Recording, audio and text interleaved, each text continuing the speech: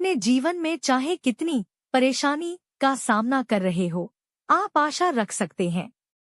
आशा है इस जीवन में और आने वाले जीवन में परमेश्वर की आशीष की आश्वस्त अपेक्षा, परमेश्वर की भलाई और वाचा के आधार पर यीशु के साथ हमेशा आशा है।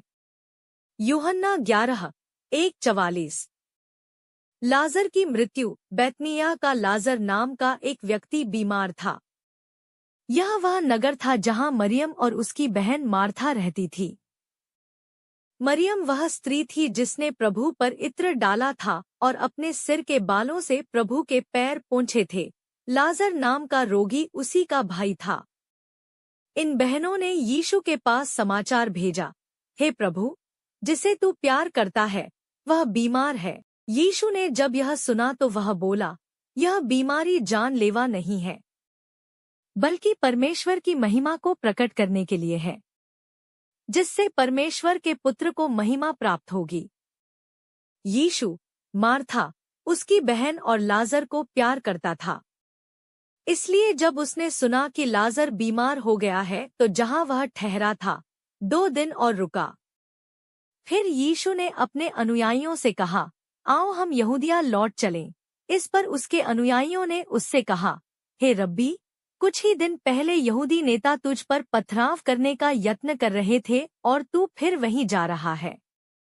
यीशु ने उत्तर दिया, क्या एक दिन में 12 घंटे नहीं होते हैं? यदि कोई व्यक्ति दिन के प्रकाश में चले तो वह ठोकर नहीं खाता, क्योंकि वह इस जगत के प्रकाश को देखता है। पर यदि कोई रात में चले तो वह ठोकर खाता है, क्योंकि उसमें प्रकाश नहीं है। उसने यह कहा और फिर उसने बोला, हमारा मित्र लाजर सो गया है, पर मैं उसे जगाने जा रहा हूँ। फिर उसके शिष्यों ने उससे कहा, हे प्रभु, यदि उसे नींद आ गई है तो वह अच्छा हो जाएगा। यीशु लाजर की मौत के बारे में कह रहा था, पर शिष्यों ने सोचा कि वह स्वाभाविक नींद की बात कर रहा था। इसलिए फिर यीशु ने उनसे स्पष्ट कहा, लाजर मर चुका है। मैं तुम्हारे लिए प्रसन्न हूँ कि मैं वहां नहीं था, क्योंकि अब तुम मुझ में विश्वास कर सकोगे। आओ अब हम उसके पास चलें। फिर थोमा ने, जो दिदुमुस कहलाता था, दूसरे शिष्यों से कहा, आओ हम भी प्रभु के साथ वहां चलें। बैतनिय्याह में यीशु। इस तरह यीशु चल दिया और वहां जाकर उसने पाया कि लाजर को कब्र में रखे 4 दिन हो चुके हैं। बैतनिय्याह यरूशलेम से लगभग 3 किलोमीटर दूर था। भाई की मृत्यु पर मार्था और मरियम को सांत्वना देने के लिए बहुत से यहूदी नेता आए थे। जब मार्था ने सुना कि यीशु आया है तो वह उससे मिलने गई, जबकि मरियम घर में ही रही। वहां जाकर मार्था ने यीशु से कहा, हे प्रभु, यदि तू यहाँ होता तो मेरा भाई मरता नहीं। पर मैं जानती हूँ कि अब भी तू परमेश्वर से जो कुछ मांगेगा वह तुझे देगा। यीशु ने उससे कहा, तेरा भाई जी उठेगा। मार्था ने उससे कहा, मैं जानती हूँ कि पुनरुत्थान के अंतिम दिन वह जी उठेगा। यीशु ने उससे कहा, मैं ही पुनरुत्थान हूँ और मैं ही जीवन हूँ। वह जो मुझ में विश्वास करता है जिएगा, और हर वह जो जीवित है और मुझ में विश्वास रखता है कभी नहीं मरेगा। क्या तू यह विश्वास रखती है? वह यीशु से बोली, हाँ प्रभु, मैं विश्वास करती हूँ कि तू मसीह है, परमेश्वर का पुत्र, जो जगत में आने वाला था। यीशु रो दिया। फिर इतना कहकर वह वहां से चली गई और अपनी बहन को अकेले में बुलाकर बोली, गुरु यहीं है, वह तुझे बुला रहा है। जब मरियम ने यह सुना तो वह तत्काल उठकर उससे मिलने चल दी। यीशु अभी तक गांव में नहीं आया था, वह अभी भी उसी स्थान पर था जहां उसे मार्था मिली थी। फिर जो यहूदी घर पर उसे सांत्वना दे रहे थे, जब उन्होंने देखा कि मरियम उठकर झटपट चल दी तो वे यह सोचकर कि वह कब्र पर विलाप करने जा रही है, उसके पीछे हो लिए। मरियम जब वहां पहुंची जहां यीशु था तो यीशु को देखकर उसके चरणों में गिर पड़ी और बोली, हे प्रभु, यदि तू यहाँ होता तो मेरा भाई मरता नहीं। यीशु का लाजर को फिर जीवित करना। तब यीशु अपने मन में एक बार फिर बहुत अधिक व्याकुल हुआ और कब्र की तरफ गया। यह एक गुफा थी और उसका द्वार एक चट्टान से ढका हुआ था। यीशु ने कहा, इस चट्टान को हटाओ। मृतक की बहन मार्था ने कहा, हे प्रभु, अब तक तो वहां से दुर्गंध आ रही होगी क्योंकि उसे दफनाए 4 दिन हो चुके हैं।